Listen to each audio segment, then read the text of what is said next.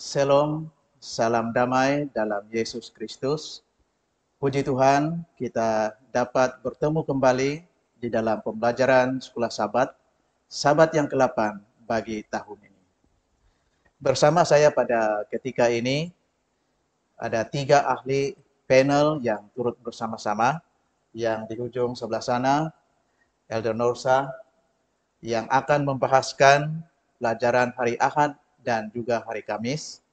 Kemudian di sebelah saya, EIT Delphon yang akan membahaskan pelajaran pada hari Selasa.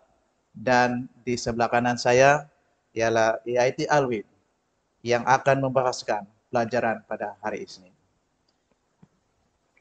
Tajuk pelajaran kita pada hari ini, pelajaran yang ke-8 ialah perjanjian dan hukum.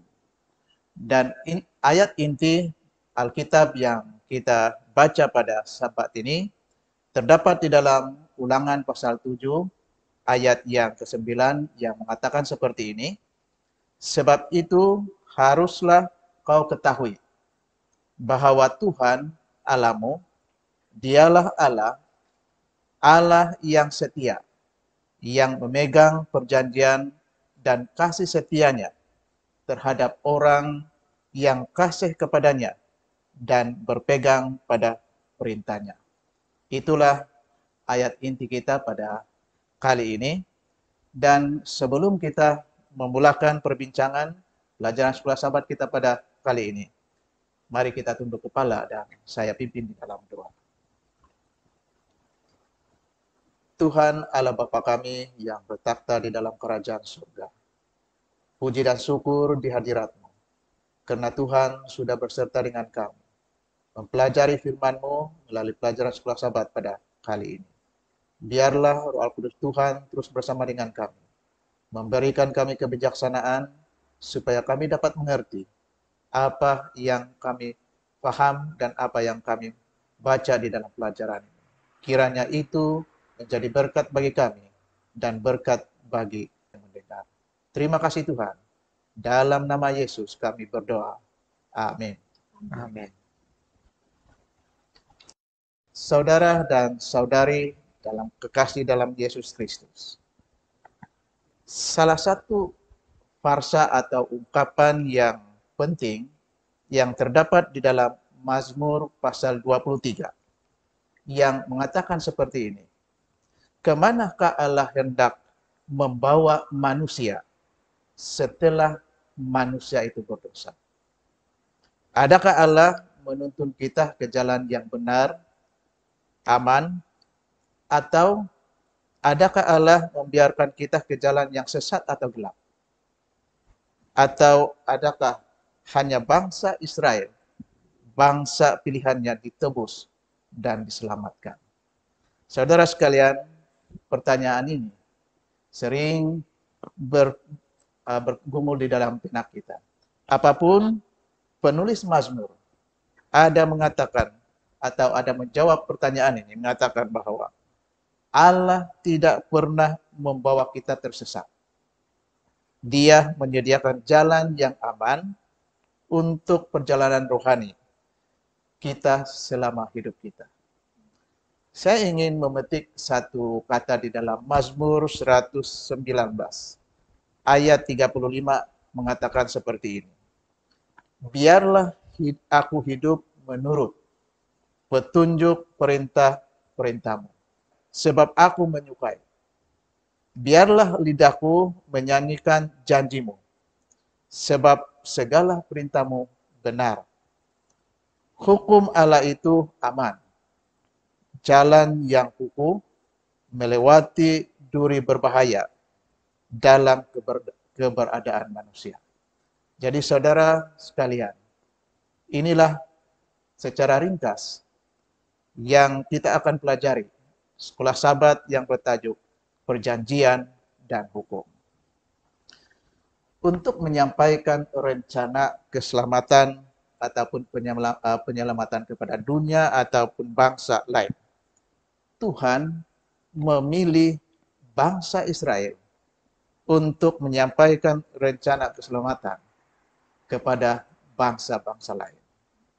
Jadi saudara sekalian, persoalannya di sini ialah mengapa Tuhan itu memilih bangsa Israel? Dan adakah bangsa ini berkelebihan ataupun mempunyai kelebihan daripada bangsa yang lain?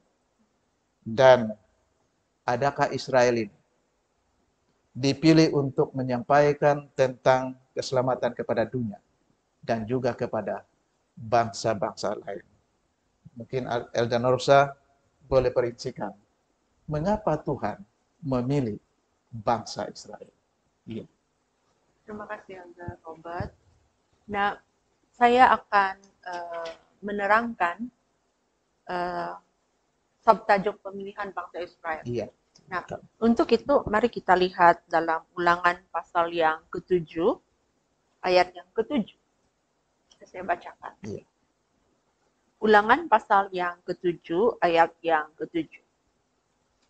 Bukan kerana lebih banyak jumlahmu dari bangsa manapun juga, maka hati Tuhan terpikat olehmu dan memilih kamu. Bukankah kamu ini yang paling kecil dari segala bangsa? Nah, kalau kita lihat ayat ini, jelas sekali memberi gambaran bahwa Tuhan memilih bangsa ini bukan kerana mereka mempunyai hak atau mereka mendapat penghormatan untuk dipilih. Sebab kenapa? Yang kita baca tadi, dia bilang dari segi jumlahnya pun sudah sedikit. Ya, tidak ramai. Ya, tidak ramai. Lepas itu, mereka tidak mempunyai kelebihan apa-apa yang menjadikan mereka itu layak mendapat kasih Tuhan. Dan mereka ini adalah bangsa hamba yang diperbudak oleh Mesir. Dari segi politik dan ketenteraan, sebuah bangsa yang lemah, dan dari aspek sosialnya, mereka adalah satu bangsa yang budaya dan agamanya bercampur. Dan pada waktu ini, mereka hanya sedikit saja dikenali. Nah, mengapa Tuhan memilih mereka? Jawabannya ringkas.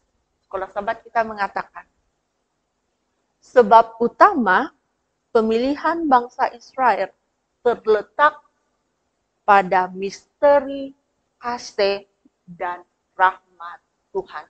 Titik. Namun, perlu kita ingat bahwa Tuhan memilih bangsa ini di dalam kemahakuasaannya. Ya. Karena dia adalah, kita sudah belajar, dia adalah El Shaddai, Maha Kuasa. Dan Tuhan memilih bangsa ini dalam Keluaran 19 ayat 6 untuk menjadi baginya kerajaan imam dan bangsa yang kudus. Nah, tugas imam itu apa? Tugas imam itu menjadi juru bicara antara Tuhan dan umatnya. Maka dengan itu bangsa ini dipilih dengan harapan mereka akan menyampaikan kepada dunia kabar penyelamatan. Sehingga rumah Tuhan bukan hanya menjadi kesukaan bangsa ini, tetapi rumah Tuhan itu diharapkan juga menjadi rumah doa, seperti yang dinyatakan dalam Yesaya 56:7. Rumah doa bagi semua bangsa. Semua bangsa maksudnya tidak kira siapa mereka itu. Itu adalah harapan Tuhan terhadap pemilihan kepada bangsa ini. Nah, samalah halnya dengan gereja kita sekarang ini. Kita dipanggil oleh Tuhan. Bukan untuk menjadi satu-satunya yang ditebus. Tetapi kita dipilih untuk menyampaikan kabar penebusan kepada dunia. Nah, kita percaya bahwa kita, gereja ini, mempunyai sesuatu message yang tiada orang lain dapat katakan, dapat sampaikan, hanya melalui gereja. Terima kasih banyak. Terima kasih, Elder Norsa. Saya tertarik dengan satu pernyataan ringkas tadi yang mengatakan bahwa pemilihan bangsa Israel ini bukan karena dia ada kelebihan daripada bangsa lain, tetapi Tuhan memilih mereka untuk menjadi wakil, menyebarkan ataupun menyampaikan penebusan itu kepada bangsa-bangsa lain. Terima kasih. Baik, pemilihan Tuhan ke atas bangsa Israel mewujudkan suatu perjanjian, yang mana perjanjian itu melibatkan antara dua pihak, Tuhan dan manusia. Dan di dalam perjanjian itu dimeteraikan dengan penuh komitmen, berasaskan kepada syarat yang termaktub di dalam perjanjian. Dan hukum jika tidak dituruti, dia akan atau dipatuhi, dia akan membawa sesuatu perkara yang tidak baik. Pendek kata, perjanjian dan hukum itu tidak boleh dipisahkan. Mengikat hati hubungan dengan Tuhan dan manusia. Mungkin Yaitu Alwin boleh perincikan apakah yang dimaksudkan ataupun perjanjian dan hukum ini tidak dapat dipisahkan. Ya, dipersilakan. Ya, terima kasih. Saya mulakan pelajaran hari Senin dengan membacakan ayat dalam Ulangan 4 ayat 13. Ya. Ulangan 4 ayat 13 saya bacakan. Dan ia memberikan kepadamu perjanjian yang diperintahkannya kepadamu untuk dilakukan. Yaitu ke-10 firman, dan ia menuliskannya pada dua loh batu. Apabila kita menyebut tentang perjanjian, sudah pasti sepanjang triwulan ini, sahabat-sahabat yang sebelum ini, kita sudah mendengar bagaimana janji-janji Tuhan yang dia berikan untuk kita semua. Dan semua janji-janjinya itu memberikan kebaikan dan juga keselamatan kepada kita semua. Dan semua itu Tuhan tidak pilih ataupun tidak khususkan untuk satu bangsa, tapi untuk semua. Ya. Memahami tentang hal ini untuk semua, pelajaran kita menjelaskan bahwa Tuhan memberikan perjanjian ini kepada semua bukan alasan untuk kita tidak terlibat dalam perjanjian itu. Maksudnya Tuhan sudah janji, tunggu sajalah Tuhan saja. Tidak.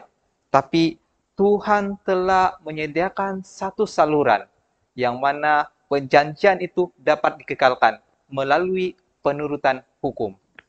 Maksudnya di sana, bagaimana kita sentiasa layak menuntut janji-janji yang Tuhan sudah berikan.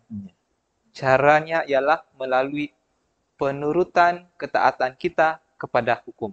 Dan hubungan ataupun cara ini kita boleh lihat secara hubungan kita sesama manusia. Sebagai contoh, sebagai suami istri, apabila mereka sudah sepakat membuat ataupun sebagai satu hubungan, satu keluarga, sudah pasti untuk mengekalkan hubungan sebagai suami istri, mereka perlu ada aturan. Contohnya, kalau suami istri mesti membantu, saling membantu. Oke, siapa yang perlu bantuan, kita bantu. Dalam segi apa sekalipun.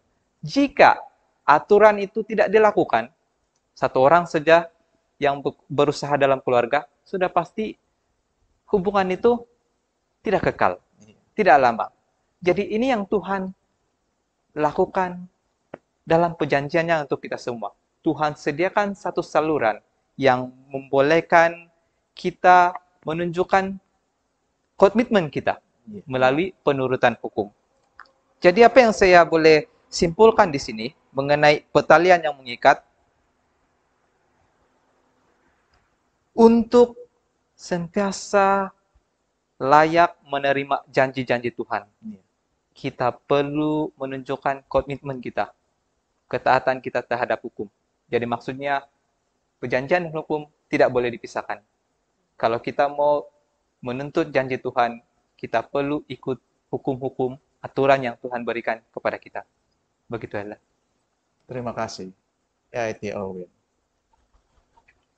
Perjanjian yang termaktub, dia di dalamnya itu mempunyai syarat-syarat. Betul. Dan syaratnya itu perlu dipatuhi agar perjanjian itu dapat mengikat hubungan di antara dua pihak. Betul. A.I.T. Delford, tadi dikatakan bahwa perjanjian dan hukum itu tidak dapat dipisahkan. Apakah peranan hukum itu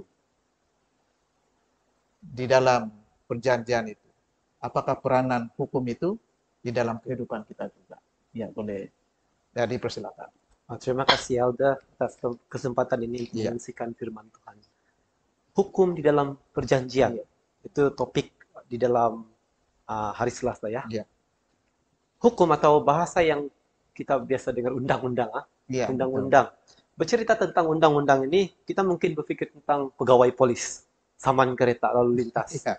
lepas itu Betul. hakim, dan juga penjara, kan? Hukuman. Atau hukuman, Iya. atau kita berpikir tentang sekatan, peraturan, authority ibu bapa, dan hukuman, ya hukuman daripada ibu Iya. bapa, atau ketertiban, keharmonian, kestabilan, malah juga kasih. Meskipun kadang, ya Elda, Iya. ia menyusahkan kita. Kita rasa itu susah, Menyulitkan. menyulitkan, Iya. menyulitkan. Kenapa ada peraturan? Menyusahkan saja, bikin susah saja. Tetapi bayangkan, hidup ini tidak peraturan. Sudah tentu, sudah pasti kehidupan kita huru-hara, Betul. tidak tenang, dan penuh dengan kebingungan. Maka dengan itu, kita perlukan ajaran atau arahan untuk menunjukkan kepada kita, memberikan pedoman kepada kita, yaitu hukum. Kalau dalam bahasa asalnya Torah, Torah, Iya. yaitu yang datang daripada yang maha tahu, yang maha bijaksana. Kalau buatan manusia boleh lagi dipersoalkan, tetapi kalau ini buatan Tuhan. Jadi memang tidak boleh dipersoalkan. Dia maha tahu, maha bijaksana. Sebab itu Raja Daud menuliskan di dalam Mazmurnya, Mazmur 1 ayat 2. Saya suka untuk membacakan Iya. dari ayat yang pertama. Berbahagialah orang yang tidak berjalan menurut nasihat orang fasik, yang tidak berdiri di jalan orang berdosa, dan tidak duduk dalam kumpulan pencemooh. Tetapi yang kesukaannya ialah Taurat Tuhan, dan yang merenungkan Taurat itu siang dan malam. Oke. Sebab kenapa? Kita baca di dalam Ulangan 30 ayat 16.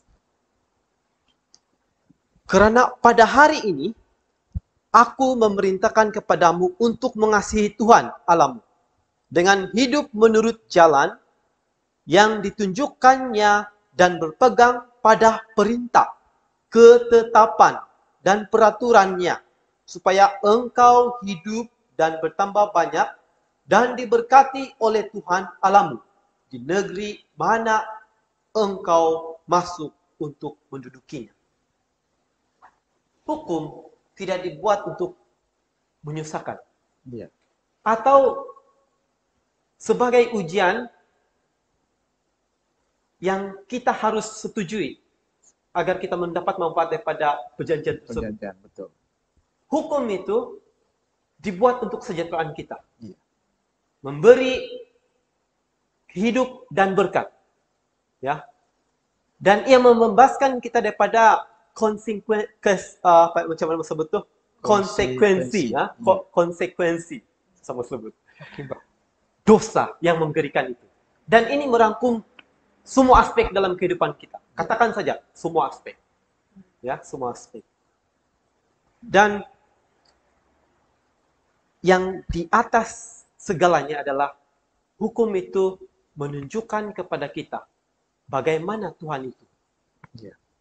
Apa yang disuka dan bagaimana kita mencapai kekudusan. Jadi saya rasa itu, ya. Terima kasih ada.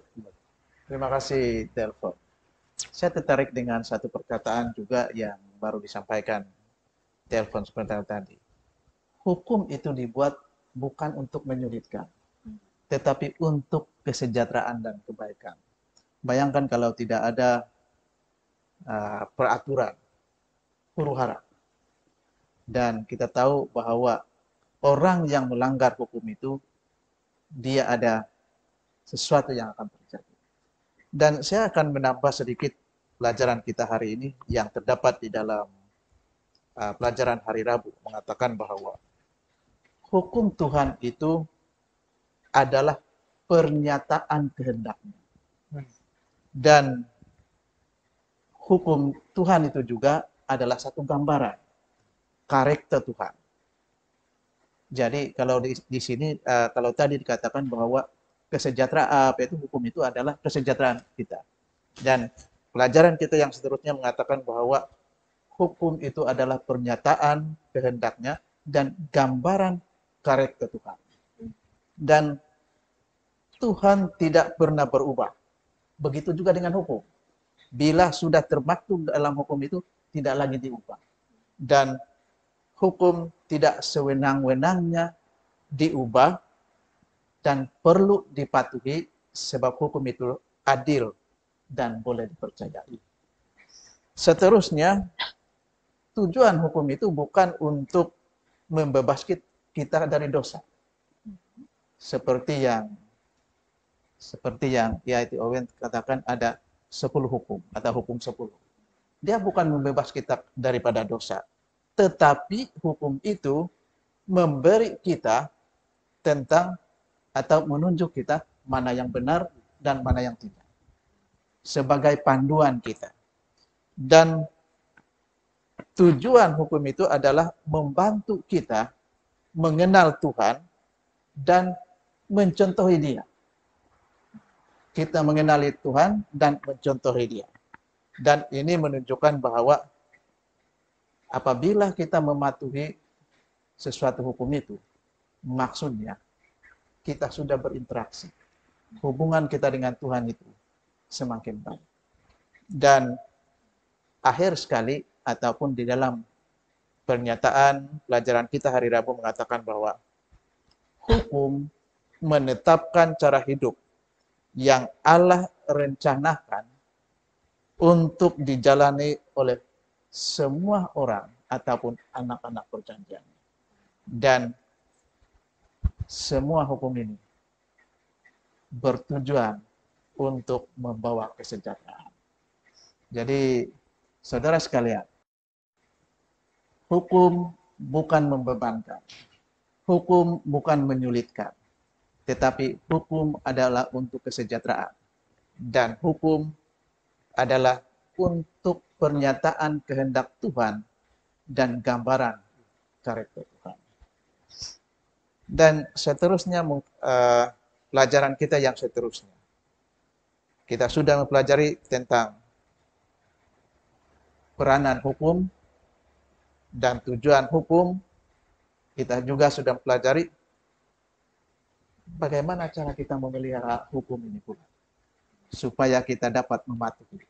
Ada Nosa mungkin ada perincian tentang pelajaran yang seterusnya. Ya, dipersilakan. Terima kasih, Elder. Ya. Nah, untuk memulakan bahagian ini, mari kita lihat Keluaran 19 ayat 5. Keluaran 19 ayat 5. Saya bacakan. Jadi sekarang, jika kamu sungguh-sungguh mendengarkan firman-Ku dan berpegang pada perjanjian-Ku maka kamu akan menjadi harta kesayanganku sendiri dari segala bangsa, dari antara segala bangsa. Sebab akulah yang empunya seluruh bumi. Nah, tajuk untuk pelajaran hari Kamis ini pendek. Jika, Iya. begitu saya tergantung. Jika, titik. Nah, if, kalau bahasa Inggris kan. Iya. If. Oke. Nah, ayat ini yang baru kita baca tadi kan menyatakan bahwa jika kamu sungguh-sungguh mendengarkan firman-Ku. Maksudnya jika kita ini benar-benar taat terhadap firman Tuhan. Kita lihat di sana ada aspek bersyarat dalam perjanjian ini yang tidak dapat disangkal. Walaupun diberikan melalui kasih karunia. Kasih karunia maksudnya diberikan kepada seseorang yang sepatutnya tidak layak untuk menerima. Itu kasih karunia. Ya. Walaupun janji itu diberikan sebagai hadiah kepada seseorang yang sepatutnya tidak layak untuk menerima hadiah itu. Tetapi janji-janji dalam perjanjian itu bukannya tidak bersyarat. Karena kan dalam perjanjian mesti ada dua pihak. Pihak yang satu itu boleh memilih untuk menolak perjanjian tersebut. Itu sebabnya dia kata ada jika. Jika. Hal ini bermaksud perjanjian tersebut sama halnya dengan keselamatan, tidak pernah menghalang seseorang untuk bebas. Memilih. Bebas memilih. Ya. Tuhan tidak memaksakan perjanjian itu. Ini perjanjian kau mesti ikut. Tidak. Tuhan tidak pernah memaksa terhadap bangsa Israel dan terhadap kita. Dan Tuhan tidak memaksakan keselamatan itu kepada kita semua. Tuhan menawarkan undangan keselamatan itu kepada semua orang dengan free, percuma. Nah, dan apabila kita menerima undangan keselamatan, kewajiban untuk mematuhi perjanjian itu menyusul. Bukan supaya kita memperolehi berkat daripada perjanjian, tetapi sebagai bukti yang kita ini adalah orang-orang yang menerima perjanjian itu, menerima keselamatan itu. Dalam Ulangan 5 ayat 33, kasih tahu begini. Segenap jalan yang diperintahkan kepadamu oleh Tuhan Allahmu harus kamu jalani. Supaya kamu hidup dan baik keadaanmu serta lanjut umurmu di negeri yang akan kamu duduki. Nah, dari satu aspek, mungkin pemikiran kita kena tiun, Mbak. Sebab, kenapa saya kata begitu? Kadang-kadang kita berpikir, kita buat ini, kita buat ini, kita buat ini. Kenapa? Supaya dapat berkat. Kita punya persepsi, kita pandangan kita begitu. Macam kena set sudah dalam pikiran. Kita buat ini supaya dapat berkat. Lagi ada pandangan setengah orang, lebih banyak kita buat kebaikan, lagi banyak berkat. No, hari ini pelajaran kita menegur kita dan memberi kita satu ingatan. Dia kata begini. Saya tambah lagi, seolah-olah kalau buat begini, kalau kita taat ikuti ini hukum, Tuhan nampak dia bayar. Ini saya bayar sebab kota. No, konsepnya bukan begitu. Sekiranya kita taat, apabila kita taat, jika kita taat, berkat-berkat ini penjelasan dalam sekolah sahabat kita. Terjadi karena ketaatan kita itu akan membuka jalan kepada Tuhan sehingga Tuhan dapat memberikan berkat-berkat itu kepada kita. Oke. Ketaatan itu membuka jalan kepada Tuhan, sehingga Tuhan boleh mendatangkan berkat kepada kita karena ketaatan kita. Oke. Dan ketaatan kita itu terhadap hukumnya adalah ungkapan yang boleh menjelaskan rasa syukur kita karena kita diberkati oleh Tuhan. Dan ketaatan itu bukan supaya kita diberkati, tetapi ketaatan itu memungkinkan Tuhan mendatangkan berkat, dan hanya dengan ketaatan berkat iman boleh dinyatakan dalam kehidupan kita.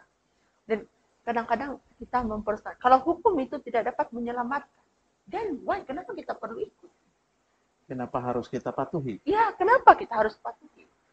Dan penurutan kita terhadap hukum itu adalah menandakan, adalah pernyataan bahwa kita itu adalah orang-orang yang telah diselamatkan.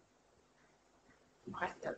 Amin. Terima kasih Elden Rosa yang sudah memperjelaskan tentang pelajaran hari Kamis. Tajuk yang tergantung jika kita menuruti hukum, memungkinkan setiap langkah kita akan diberkati. Tetapi jika kita tidak mematuhi hukum, atau kita memilih sebab kita ada kebebasan, mungkin di depan kita sesuatu hukuman yang akan terjadi. Para panel dan saudara-saudara sekalian yang dihormati dalam Kristus, saya dapat menyimpulkan bahwa pelajaran sekolah sahabat kita pada hari ini mengatakan bahwa hukum Tuhan adalah bahagian yang tidak boleh dipisahkan daripada perjanjian. Itu adalah perjanjian kasih kurnia yang sejati. Bagaimanapun, kasih kurnia itu tidak pernah membatalkan keperluan hukum. Sebaliknya, hukum adalah cara di mana kasih karunia yang ditunjukkan dan dinyatakan oleh Tuhan dalam kehidupan mereka yang menerima dan percaya kasih karunia itu. Ellen G. White mengatakan juga seperti demikian. Dengan itu adalah jelas bahwa pola perintah-perintah Allah itu adalah pola hidup. Dan Allah telah menegakkan hukum.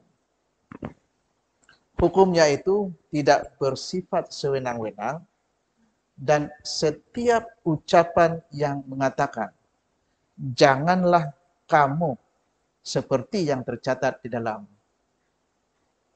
10 hukum, yang berhubung kait dengan hukum fisik atau moral, sebenarnya dia mengandungi sesuatu janji.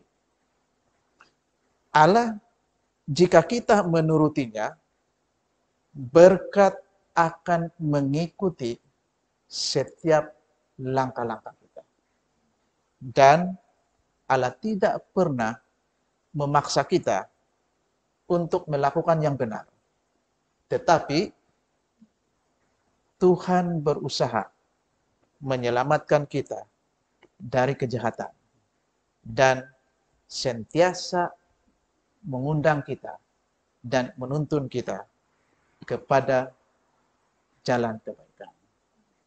Saudara sekalian, itu secara ringkas rangkuman pelajaran sekolah sahabat kita, pelajaran yang ke-8. Terima kasih kepada ahli panel yang sudah membahaskan pelajaran pada sahabat ini. Terima kasih kepada penonton yang sudah bersama-sama dengan kami pada kali ini.